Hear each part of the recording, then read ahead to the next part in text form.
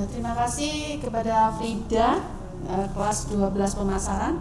Baik, untuk sesi yang berikutnya yaitu ada kedatangan tamu dari Plato, yaitu Yayasan tentang Rehabilitasi Narkoba dengan Ibu Anissa. Monggo Ibu Anissa. Ya, ini toh ya.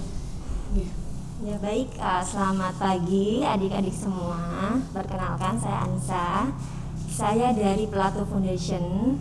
Jadi Plato Foundation sendiri itu kita fokus pada rehabilitasi sosial. Jadi anak-anak pengguna nafsa, remaja itu melakukan rehabilitasi di Yayasan Plato. Gitu. Oke. Jadi Plato itu yayasan rehabilitasi. Oke, begini Ibu, sedikit mengangkat tentang narkoba, nggih. Mungkin pertanyaan ini juga sering dilontarkan atau ditanyakan, nggih. Narkoba itu apa sih, Bu? Gitu loh. Dan kenapa sudah tahu narkoba itu membahayakan, kenapa masih pakai, masih penasaran pengen nyoba gitu? Monggo. Ya baik, kalau kita ngomongin narkoba, adik-adik semua pasti semuanya udah pada tahu ya.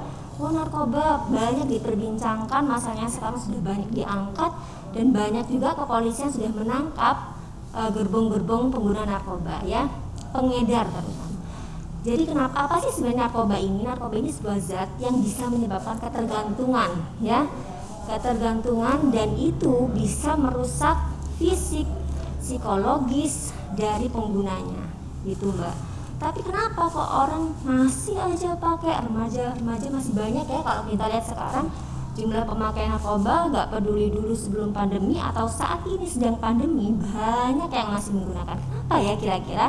Karena memang salah satu narkoba ini zat yang bisa meningkatkan ya psikoaktif juga, yang mempengaruhi susunan saraf otak, dan itu ada zat rasa menyenangkan ya. Jadi kalau misalnya remaja lagi galau, putus cinta ya, kemudian mereka mencari pelarian dengan mencari kenikmatan saat dengan pakai narkoba, karena tadi ada zat-zat yang menimbulkan rasa nyaman. Tapi itu ingat ya, cuma sesaat aja. Jadi itu Mbak, kenapa kok anak-anak masih banyak yang pakai narkoba gitu.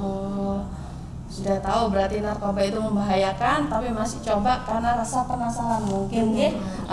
Dan sekarang usia berapa yang tentang penasarannya narkoba itu Ibu? Baik, kalau kita bicara tentang usia dulu, kalau kita bicara dulu mungkin yang pakai narkoba paling kalangan orang-orang berduit, orang usia-usia yang sudah ya remaja ke atas. Tapi sekarang fenomena yang terjadi, Plato sendiri ya, yang kita tangani itu sudah paling kecil yang pernah ditangani oleh Plato SD kelas 5 ya. Ada yang sudah pakai sabu bahkan ya, banyak sekali. Dan sekarang usia-usia rentan justru anak-anak SD juga Mbak. Jadi kalau dulu kan SMA gitu ya, SMP, sekarang sudah turun trennya anak-anak SD juga menggunakan. Itu tadi kan rentannya di anak SD. Sebenarnya kan gini Ibu, image narkoba itu adalah barang yang mahal ya. Barang mahal, kalau bukan orang yang berduit ya nggak bakal bisa beli gitu. Nah sekarang pangsa pasarnya atau bidiknya gitu kan anak SD, bagaimana dia bisa mendapatkan itu Ibu gitu loh, karena narkoba itu mahal gitu. Bagaimana Ibu? Iya baik ya, jadi gini, narkoba itu kan jenisnya banyak ya, ada yang sabu, ada sedatif ya, ada ganja, dan mereka punya harga masing-masing di pangsa pasar masing-masing. Kalau sabu memang mahal ya, sekitar 1 jutaan. Tapi kalau anak-anak SD ini penggunaannya banyak juga yang pakai sedatif. Jadi kalau yang kita kenal biasanya pil LL. Jadi ada pil ya, bulat itu, nanti ada tulisannya LL. Itu sekarang harganya sekitar 1 butirnya 2.500, masih bisa dijangkau. 2 tahun yang lalu harganya bahkan masih 1.000 rupiah. Sekarang harganya segitu. Jadi anak-anak SD ini memang penggunaannya seperti itu. Tapi kalau mereka sudah pakai sabu, ada yang pakai sabu, biasanya mereka akan paket hemat. Jadi bersama-sama sekelompok mereka beli, nanti mereka pakainya gantian gitu. Oh begitu.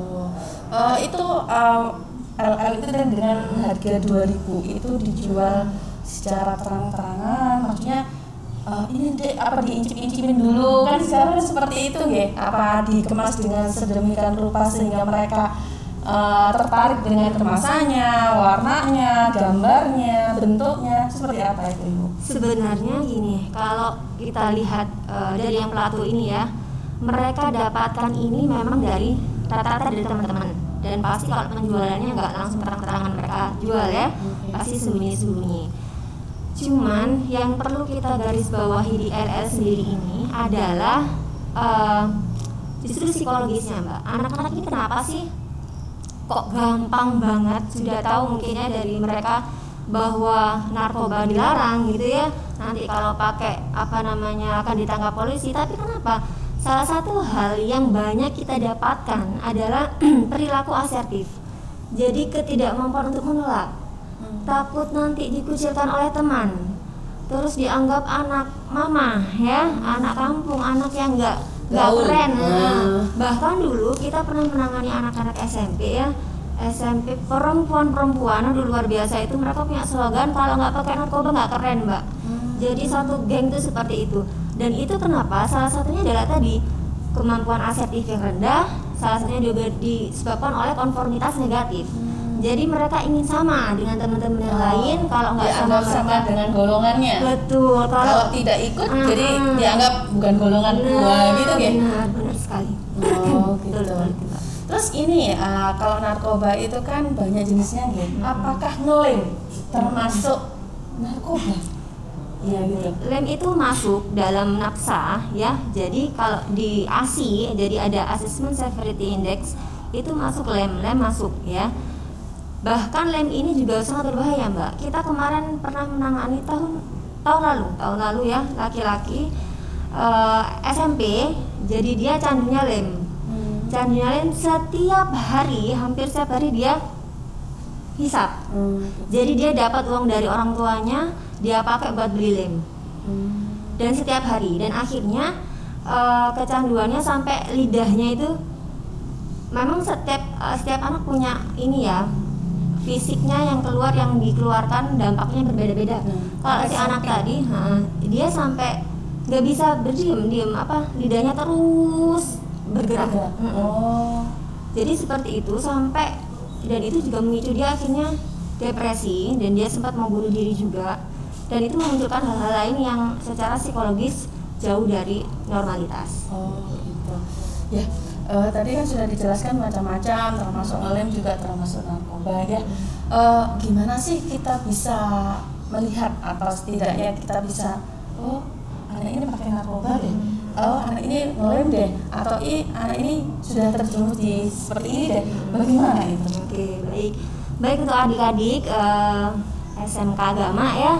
Kalau kita, nah ini penting, betul banyak banget pertanyaannya, sangat penting. Jadi gini, kita hidup nanti ya, kalau adik-adik sekolah juga ya, bersama-sama dengan teman-temannya, atau bisa juga di lingkungan sekitar, bahwa kita juga sebagai teman, sebagai individu ya, selain kita mawas diri terhadap narkoba, kita harus juga peduli dengan teman-teman yang kita curigai menggunakan ya. Bagaimana sebenarnya ciri-cirinya? Kalau gimana ya Mbak cara melihatnya?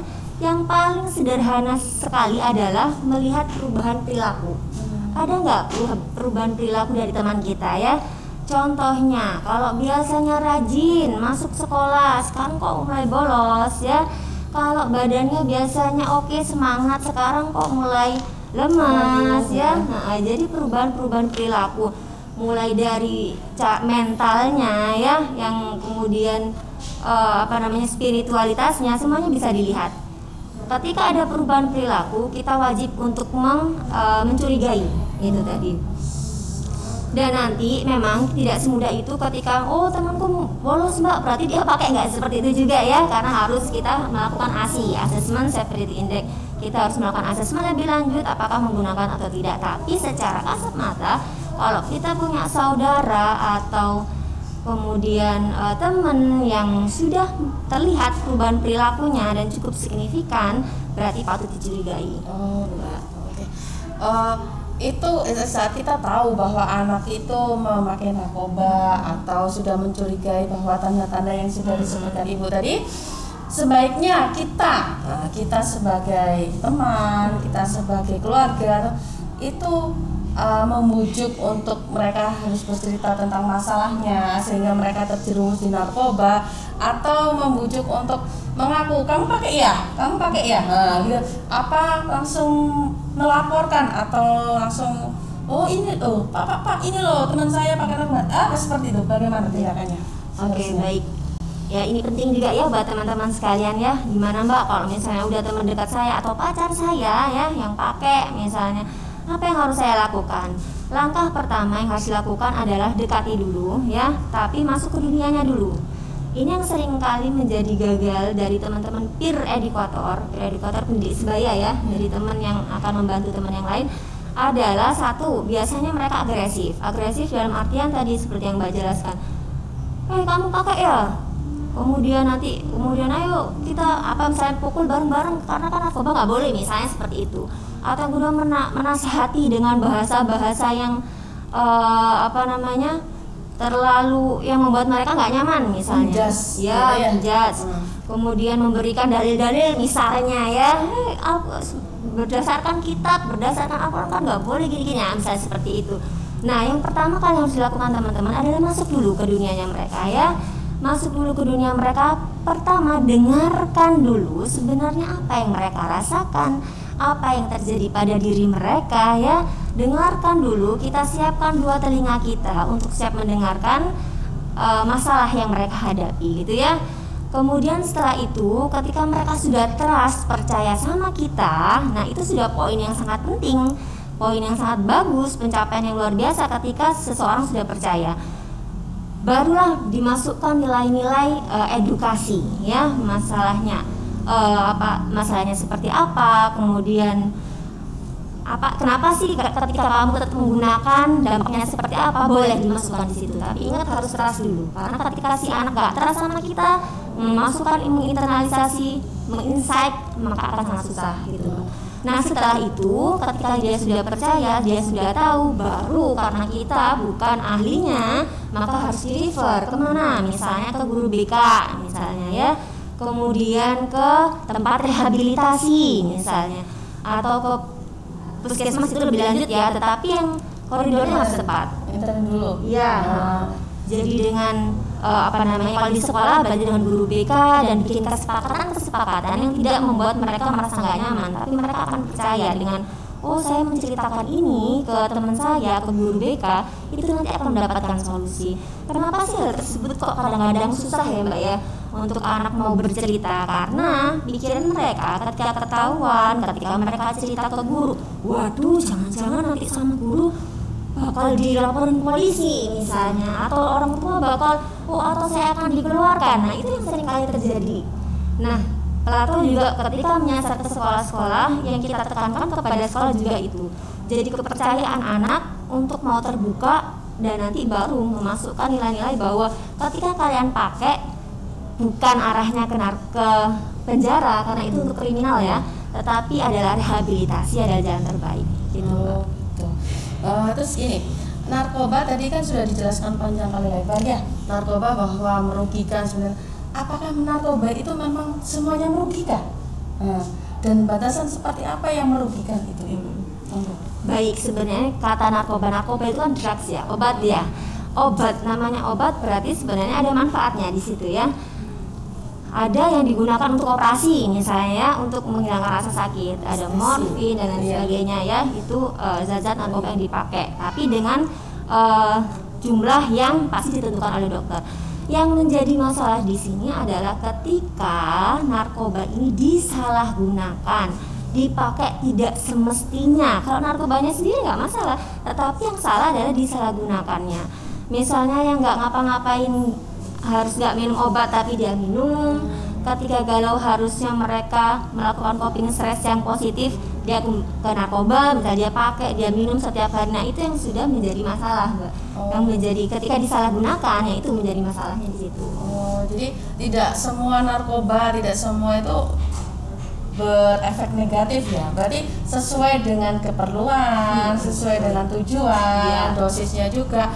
Berhubung orang sehat dikasih obat ngapain? Jadinya kan sesuatu yang hal yang negatif jadinya gitu.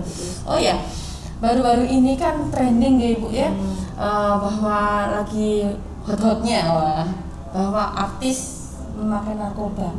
Padahal artis itu kan image-nya adalah panutan, role model buat kita. Kehidupannya selalu disorot, jadi jalan-jalannya kemana. Muncullah kasus seperti ini. Apakah nanti tidak berefek dengan yang seperti kita ini, bahwa artisnya lo gawe, berarti sudah dianggap tren walaupun mereka sudah tahu punishment-nya begitu. Bagaimana itu? Iya. Baik, kalau kita lihat ya, sebenarnya kalau tren narkoba di dunia artis dari dulu ya, pasti nanti akan artis saja pakai, bisa jadi namanya bisa jadi seperti itu gitu. Mereka akan melihat artis saja pakai, Mbak, kenapa kita nggak pakai gitu. Makanya ini juga tugas teman-teman dari siswa SMK Agama ya, menjadi peer educator untuk memberikan edukasi bahwa apa yang kita lihat yang digunakan oleh artis, penyalahgunaan narkoba itu bukan sesuatu yang tepat ya, karena kita tahu sendiri dampak narkoba sangat banyak dan sangat panjang, bukan hanya pada diri sendiri, tapi dampak yang akan dirasakan adalah kepada siapa, orang tua ya, keluarga ya, betapa mereka harus berjuang untuk memulihkan anak-anaknya gitu.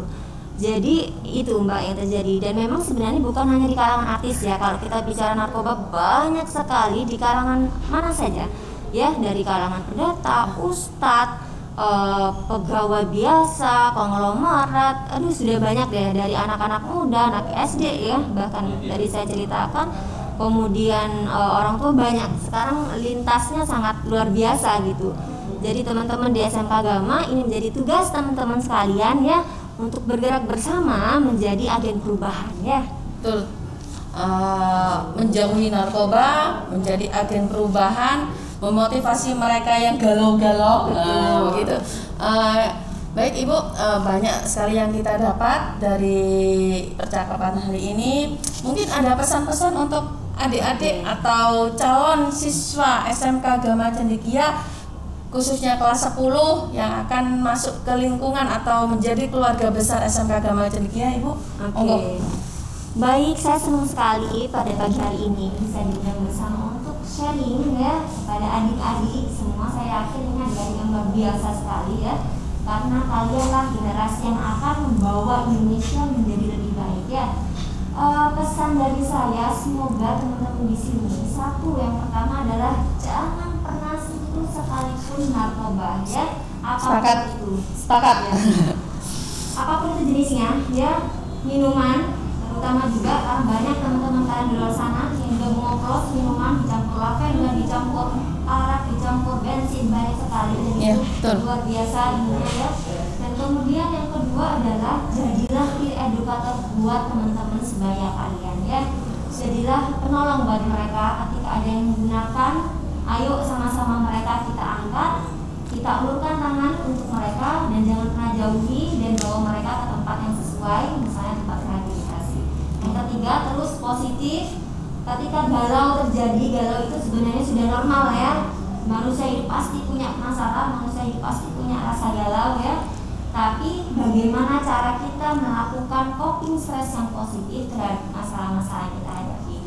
Itu aja Mbak dari saya, semangat terus menjadi agen perubahan yang akan membawa Indonesia lebih baik, dan selamat datang menjadi keluarga besar SMK Agama. Dan satu lagi mungkin yang paling utama dan paling pertama adalah selalu mendekatkan diri. Mendekatkan diri kepada Tuhan Yang Maha Esa. Baik, terima kasih Bu Anissa tentang ilmunya dan penjelasannya tentang narkoba. Semoga kita semua dijauhkan dari yang namanya narkoba, dihilangkan dengan rasa penasaran tentang coba-coba narkoba, dan kita selalu merangkul atau selalu ingin memeluk mereka yang sudah terjerat tanpa harus mengikuti mereka. Baik, terima kasih. Wassalamualaikum warahmatullahi wabarakatuh.